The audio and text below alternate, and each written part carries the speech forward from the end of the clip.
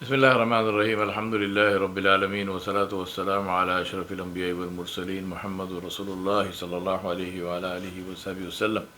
Tasliman kathiran kathira. Famabadu.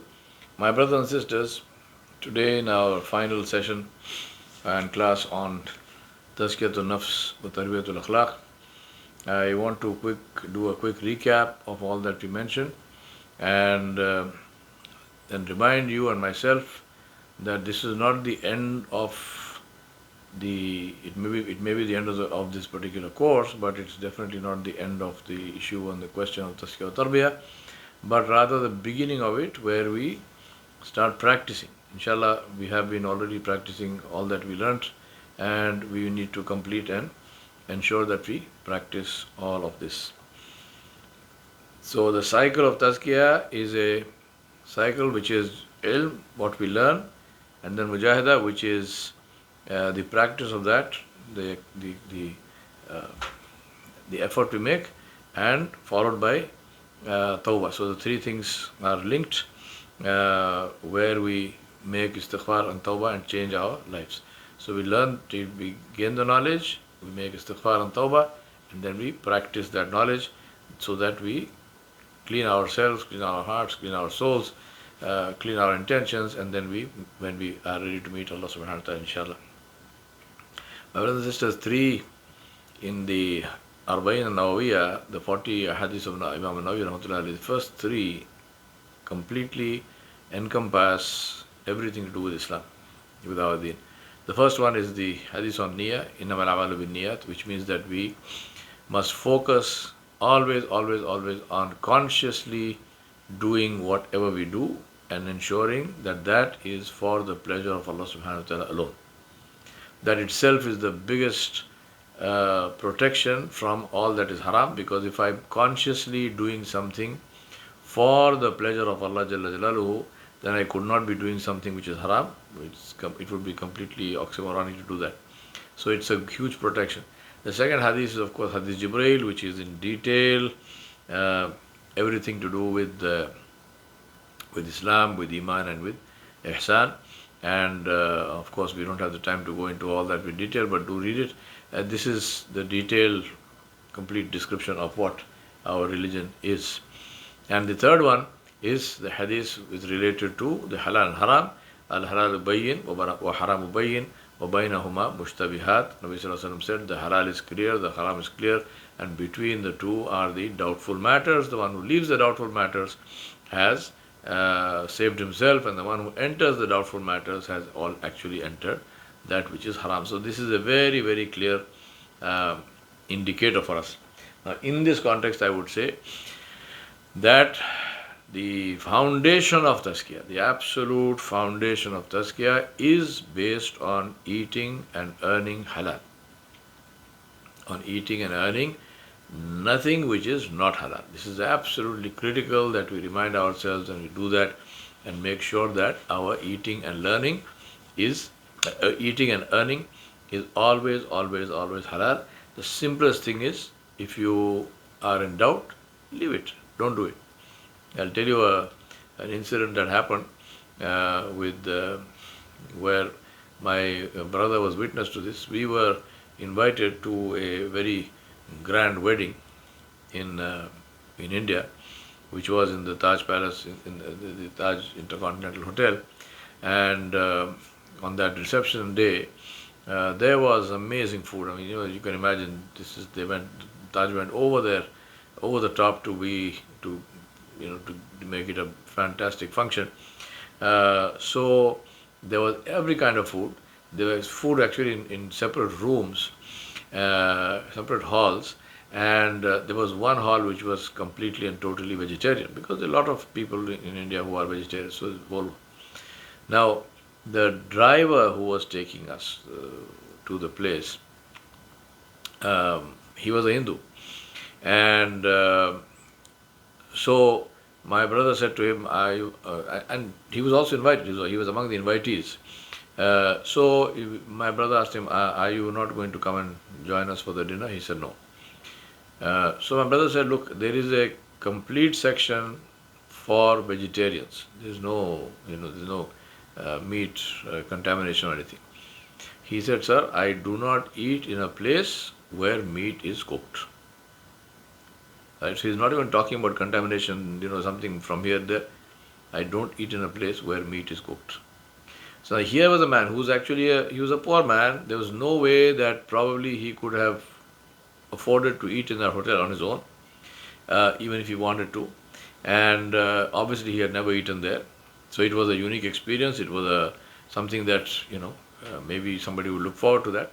But he's so clear about his beliefs. And he is somebody who is a Hindu. He does not worship Allah subhanahu wa ta'ala. He worships his own gods. In our framework, he is not a Muslim. He's a non-Muslim. He's a disbeliever. He's a polytheist, right?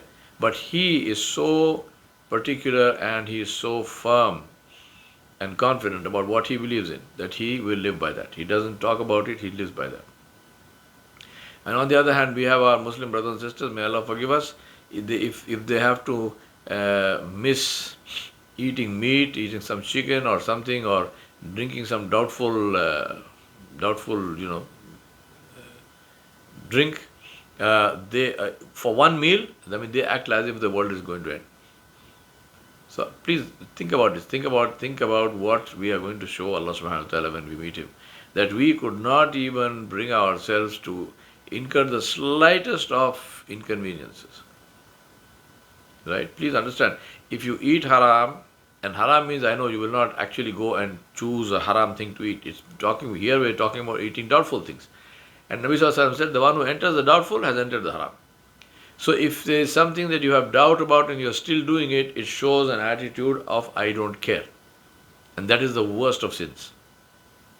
That's the worst of sins.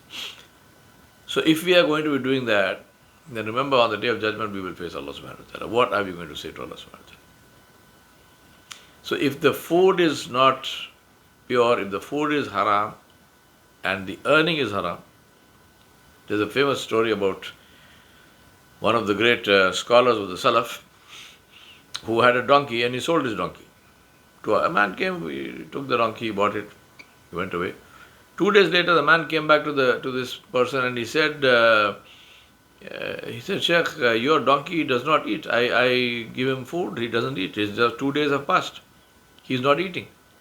The Sheikh asked him, what is your job? What do you do? How do you earn your money? He said, I'm a dancer. Right? So he's a dancing, he sings and dances or whatever. The Sheikh says, bring the donkey back and take your money. My donkey will not eat from earnings which are haram. Right? So if you are a dancing film actor or whatnot, he said, your earning is haram, so my donkey will not eat food in your house. Imagine, this is a donkey. Even the donkey does not want to eat food which is haram. What do you say about people who are earning haram, eating haram, feeding their children haram, feeding their families haram? The family also knows it is haram because that income is coming either from some bank loan or some bank interest or something, or it's coming because of bribery, because the person is taking bribes. They know it is haram, they still do it. And they call themselves Muslim and say, oh, I go and pray 5 times a day, I do this, I do that, I wear a big amama, I have a big beard. Please understand, all of these things are, alhamdulillah, the sunnah is to have the beard. It is haram to shave your beard if you are a Muslim man, and to wear an amama and so on and so forth. All of these are sunnah, very nice, very beautiful. But what comes before all of that is to earn halal and to eat halal. Without that, there is no tazkiyya of the nafs. Because even the tazkiyya of the body is not there. Your body is being nourished on haram food. There is a beautiful story from the Seerah about Abu Bakr as-Siddiq radhiyallahu anhu. I'm sure I must have mentioned this before, but alhamdulillah, it's good for us to remember these things over and over again. One day Abu Bakr as-Siddiq radhiyallahu anhu came home in the afternoon. He was hungry, he was thirsty. His servant was there. He asked him, is there anything to eat? The servant brought him a bowl of milk. Says, and Abu Bakr as-Siddiq radhiyallahu anhu drank the milk. After he finished, the servant said to him, Ya Sayyidi, before you eat or drink anything, you always ask me the source of that thing. You always ask me, where did you get that from? Today you didn't ask me. So Abu Bakr Siddiq radiallahu anhu said, La hawla quwwata illa billah. The fact that I always ask you is, you should know by now, therefore, that I am so particular about the source of what you give me, which any food. So what was this? The man said, this milk, he said, I used to be a sorcerer, a magician. I used to cast spells and so on before I became Muslim. And I had done some work, within quotes, for a tribe which lives outside of Medina, and they had not paid me. He said, today I was going by there, and they gave me this bowl of milk as payment for something I did for them in my days pre-Islam. He said, I brought it home, you asked me, I gave you, you drank it. Now, look at the fiqh issue in this. This milk was something that belonged to that man. It had been given as a gift to that man. That man gave it to Abu Bakr Siddiq radiallahu anhu as his gift. So that's one thing. Second thing is, whatever the man did before he became Muslim, when he became Muslim, Allah subhanahu wa ta'ala forgave all that. Second thing. Third thing, Abu Bakr Siddiq radiallahu anhu, when he drank this milk, he did not know of what was the source of that milk. So he drank something which was in itself halal. It was something which was given to him as a gift by another Muslim. It was something which he drank without even knowing. So he had no knowledge of the source of that thing. What did he do? Abu Bakr Siddiq radiallahu anhu put his fingers into his mouth, down his throat, and started vomiting. He brought out all the milk and he continued until his blood came out. So they stopped him and they said, what are you doing? You will kill yourself. He said, I have heard from my Habib, I have heard from my beloved. Who is the beloved of Abu Bakr Siddiq radiallahu anhu? Muhammadur Rasulullah sallallahu alayhi wa alihi wa sallam. He said, I have heard from my beloved that if a person eats even a morsel, just a small piece of something which is haram, and this gets digested, becomes part of his body, then the fire of Jahannam is wajib, is compulsory on that body. Now, brothers and sisters, I ask you to ask yourself, every time you eat a doubtful chicken, is it worth it? Every time you are drinking Coke and Pepsi, is it worth it? Every time you are drinking something where you don't know the ingredients, is it worth it? Please, don't do this to yourself. Do not do this to yourself. Don't eat anything which is not hand slaughtered by a Muslim who said Bismillahi Allahu Akbar. All factory processed meats, don't touch them. Don't worry which halal stamp is on it. Don't touch them. Any drink, any food where you do not know the ingredients is by definition haram. Ask yourself what you would do if you had a doubt that one of those ingredients might give you a severe allergy which might result in death. Would you still eat it? Would you still drink that? So if somebody says, I don't know. You say, okay, if you don't know, then I'm not going to touch it, because if that ingredient, if that allergen is there as an ingredient, this happens to people with nut allergies, for example. All kinds of nut allergies. They're very, very severe. There was a case of two people on an Emirates flight who sat in the toilet completely masked and covered because they were serving nuts on the plane. And these people didn't know. So they were not only not eating the nuts, but just the nuts in the plane were something which was so severely dangerous for them that they spent the whole flight sitting in the toilet. Right? Door shut. So for an allergy, you are willing to do all of this, but to please Allah subhanahu wa ta'ala, you can't do anything. These are the symptoms and these are the symbols of true tazkiyatun nafs. Because if our nafs and our desires and our will and wishes cannot even take this little pain of ensuring that we eat wholesome stuff which is completely and totally halal without doubt, then what tazkiyah are we talking about? That's why Nabi Sallallahu Alaihi Wasallam made this dua, Allahumma ati nafsi taqwaha wa zakkiha anta khayrum man zakkaha anta waliyuha wa mawlaha. O Allah, give my soul piety and my conscience purity. You are the master of my soul and the guardian of my conscience. Now, brothers and sisters, beware of self-satisfaction. The source of every disobedience, every indifference and passion is self-satisfaction. The source of every obedience and every vigilance and every virtue is dissatisfaction with oneself.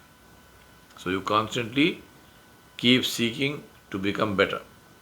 It is better for you to keep the company with an ignorant man or ignorant person, dissatisfied with himself, than to keep the company with a learned person, satisfied with himself. For what knowledge is there in a self-satisfied scholar? And what ignorance is there in an unlearned man or person who is dissatisfied with himself or herself? The person who is dissatisfied will keep on seeking to get something better and better. But the person who is self-satisfied is complacent. He will get nothing. Being sensitive to one's own rights and indifferent to the rights of others, this is a sign of self-satisfaction and it's a danger signal. Ignoring your own faults as if you have none, while being preoccupied with the faults of others. A poet once said, a contented eye does not see faults. So don't look at other people. Don't point at their mistakes. Let them, leave them alone. That's between them and Allah. Look at yourself and say, what am I doing? How am I doing? And giving oneself too much of leniency. Sure, you don't need to keep on beating yourself up. But at the same time, giving yourself too much of leniency is a sign of a problem. Sidi Ahmad Zarruq, he said that there are 3 signs of being overly content with yourself. First is being sensitive to one's own rights and indifferent to the rights of others. In Islam, one's responsibilities preponderate, they overcome and they are more important over one's rights. Focus on duties, forget about rights. The second sign is ignoring one's faults as if you have none while being occupied with the faults of others. Right? So this is very, very important. And the third one is to give yourself too much of leniency, and this is from Sidi Ahmad Al-Zarruq. A person checks himself, is self-accusing and wary of his intentions. Yusuf alayhi salam was known for his exceptional purity. And then he said, I do not declare myself innocent, but the soul often commands evil except upon one whom Allah has mercy. Inna nafsa la ammaratum bisu illa ma rahima rabbi. So one should ask oneself, am I doing this for show or for the sake of Allah subhanahu wa ta'ala? Because ar-riya, which is showing off, seeking the pleasure and seeking the praise from people, is a major sign of the sickness of the heart. Second is being careful of the blemishes of the soul. Rasulullah used to make dua, O Allah, do not leave me to my soul, to my nafs, even for the blink of an eye. Allahumma la takilni ila nafsi tarfat ayn. The third thing is zuhud, forcing yourself to do difficult things or to do things which are painful. Because you understand that the reason why they are painful is because that's a sign of a weak iman. Otherwise, why would it be painful?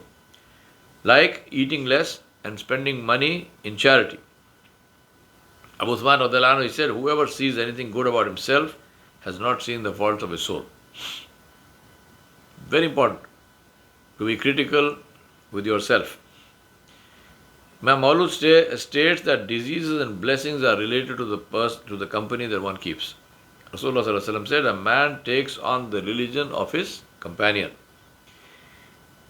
As it is said, if you sit at the door of a tavern, at a bar, you will either walk in and drink it or merely smell the stench of alcohol and drunkards. But if you sit at the door of a perfumer, you will either walk in and you will wear the perfume, or at least you enjoy the fragrance. So it depends on where you sit, what is the kind of company that you and I keep. My brothers and sisters, I ask Allah subhanahu wa ta'ala to help us to do these things. It's very, very important for us to remember this always, always, always. Because without this, really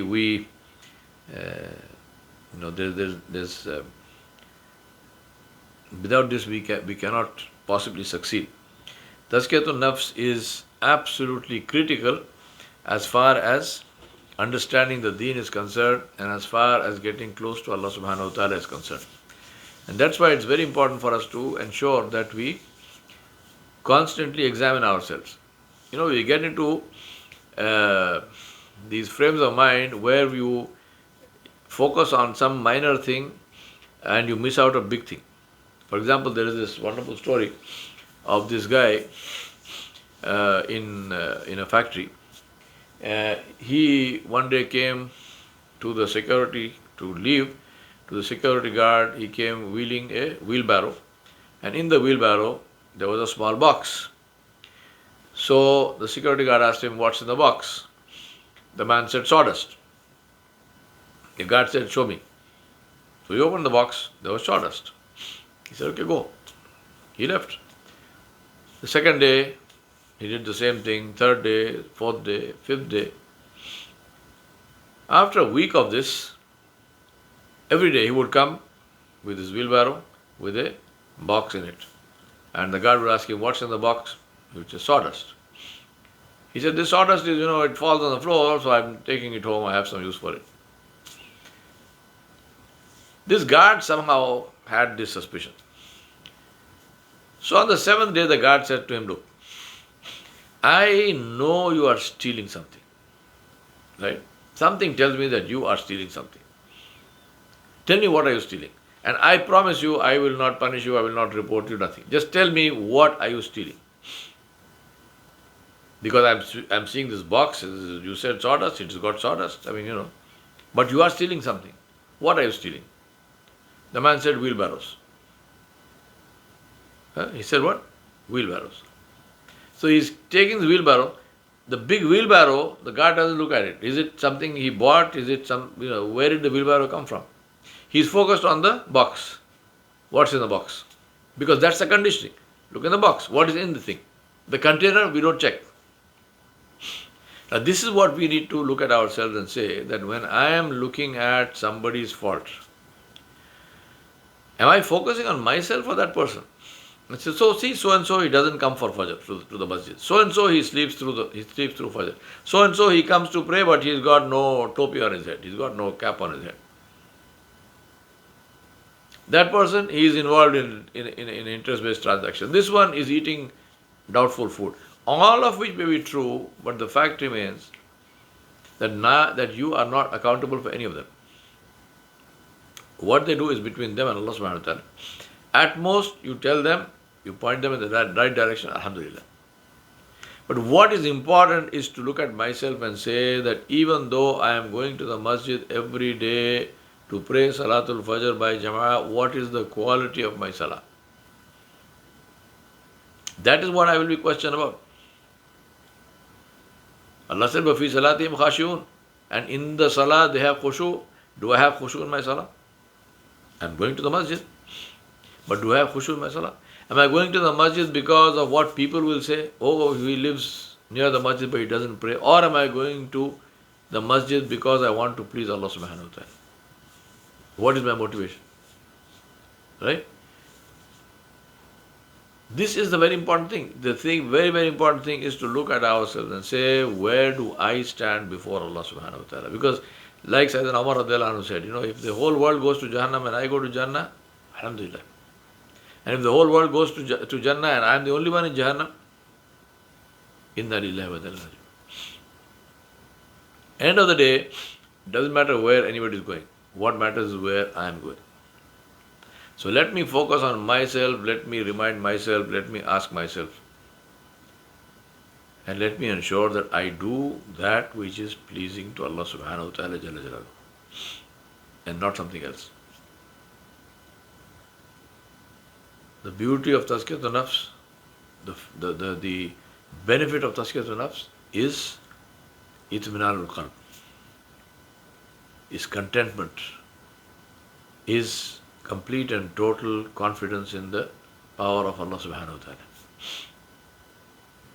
That's what we are getting. The benefit of Tazkiyatun Nafs is a change in lifestyle which will make our dua acceptable to Allah subhanahu wa ta'ala. If we live a pure life, it will improve the quality of our salah. It will make our dua acceptable to Allah subhanahu wa ta'ala. It will open the doors of contentment in our hearts. It will fill our hearts with nur and with the khashiyat of Allah subhanahu wa ta'ala and drive out every other fear in our hearts.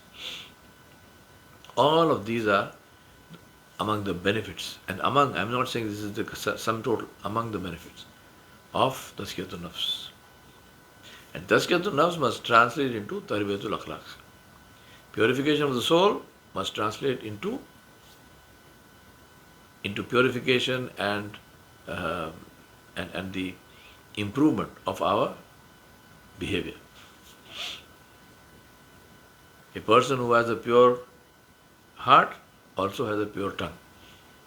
You cannot have a tongue which is filled with profanity and which tells lies and which does ghiba and backbiting and slander and claim to have a heart which is pure. No. The purity of the heart is reflected on what is on my tongue. My purity of my heart is reflected on what I do with my eyes. What do I look at? The purity of my heart is reflected in my ears. What do I listen to? The purity of my heart is reflected in my timetable. What does my day look like? How does my day begin? From where does it begin to where does it end? The purity of my heart is reflected in the choices I make in life, in what I eat, what I drink, where I earn from, who do I spend time with, my friends, my companions. All of these reflect the purity of my heart. How do I deal with people, especially in stress situations?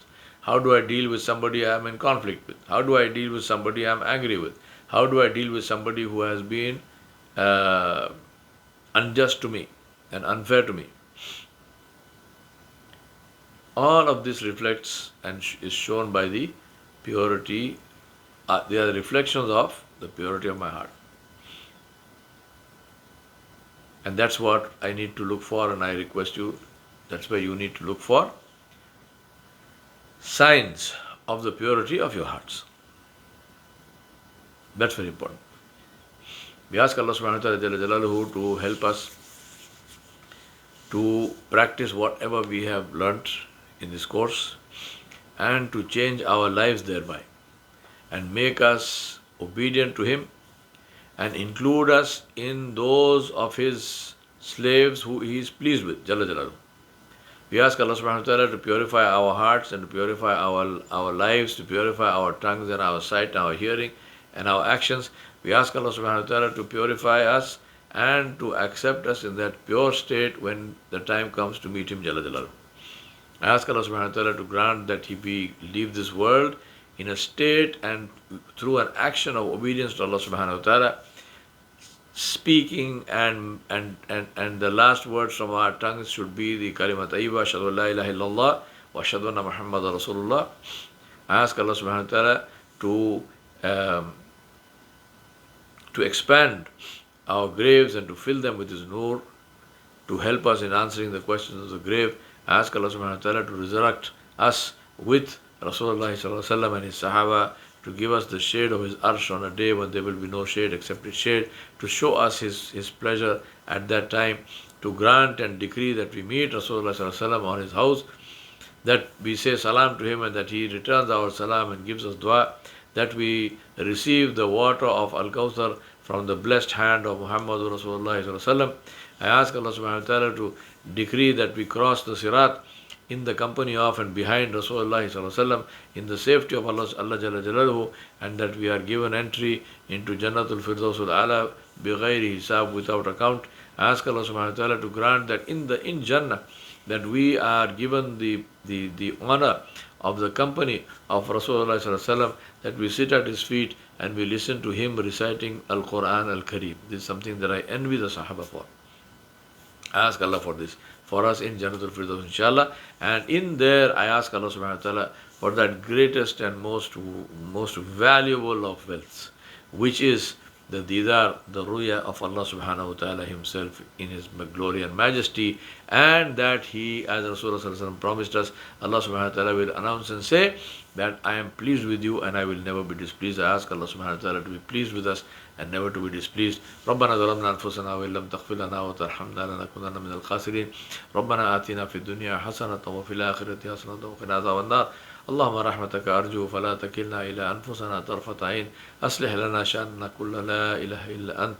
وصلى الله على نبي الكريم وعلى آله وصحبه أجمعين برحمتك يا أرحم الراحمين. والسلام عليكم ورحمة الله وبركاته.